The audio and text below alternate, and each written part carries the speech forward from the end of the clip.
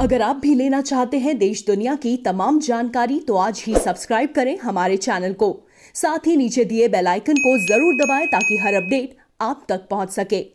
नमस्कार, section news network और आप सभी का स्वागत है। उत्तर प्रदेश के मुख्यमंत्री योगी आदित्यनाथ की सरकार को शुक्रवार को 4 साल पूरे हो गए। इस अवसर पर उन्होंने कहा कि सरकार के प्रयासों से उत्तर प्रदेश बीमारू राज्य की श्रेणी से उबरकर देश की सबसे बड़ी अर्थव्यवस्था वाले राज्य के रूप में उभरा है। राज्य में भारतीय जनता पार्टी की सरकार के गठन के 4 वर्ष पूरे होने के अवसर पर मुख्यमंत्री योगी आदित्यनाथ ने लोक भवन में आयोजित एक समारोह में दशकों में जो न हो पाया 4 वर्ष में कर दिखाया नामक विकास पुस्तिका का विमोचन भी किया। उन्होंने पत्रकारों से बातचीत में कहा कि हमें विश्वास है कि हम उत्तर प्रदेश को उन ऊंचाइयों तक ले जाएंगे जहां प्रदेश की अर्थव्यवस्था देश की सबसे बड़ी अर्थव्यवस्था के रूप में स्थापित होगी। योगी ने 2017 के पहले की बदहाली का जिक्र किया और कहा कि 4 वर्ष के दौरान प्रदेश में केंद्र सरकार की सभी योजनाओं को आम जन तक पहुंचाया गया है।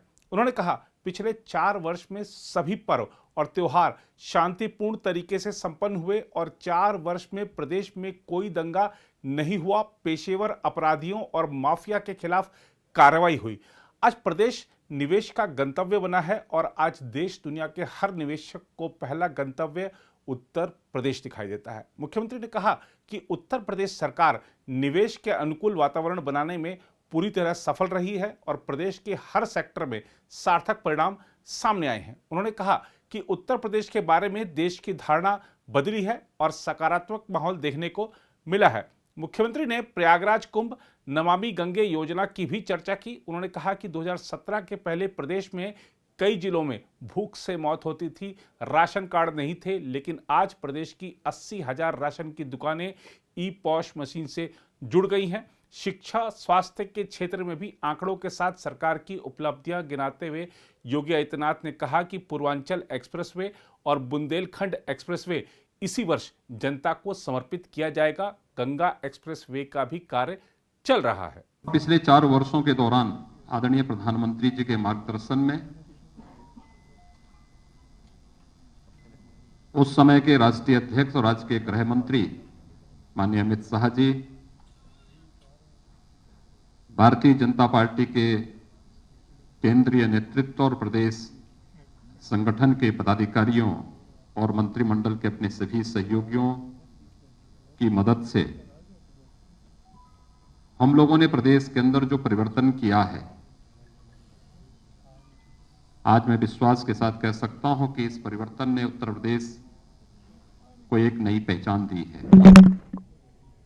आज उत्तर प्रदेश बीमारू राज्य की श्रेणी से उभर करके देश की सबसे बड़ी अर्थव्यवस्था के रूप में उभरा है। जिस उत्तर प्रदेश की आबादी सर्वाधिक थी, लेकिन जब अर्थव्यवस्था की बात आती थी या प्रदेश में निवेश की संभावनाओं की बात आती थी,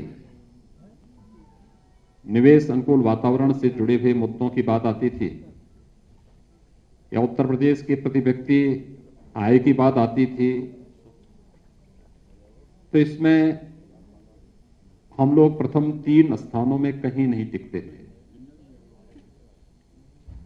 यही नहीं, प्रदेश के अंदर बेरोजगारी की दर, आबादी अधिक थी तो बेरोजगारी की दर भी उतनी ही अधिक होगी। लेकिन मुझे बताते हुए प्रसन्नता की अनुभूति है कि आज उत्तर प्रदेश निवेश अनुकूल वातावरण बनाने में पूरी तरह सफल रहा। ईज ऑफ डूइंग बिजनेस में यानी व्यवसाय की सुगमता में आज उत्तर प्रदेश देश के अंदर 15-16 में जो रैंकिंग हमारी 14वें स्थान की थी, आज वह दूसरे स्थान पर है। देश की 2015-16 में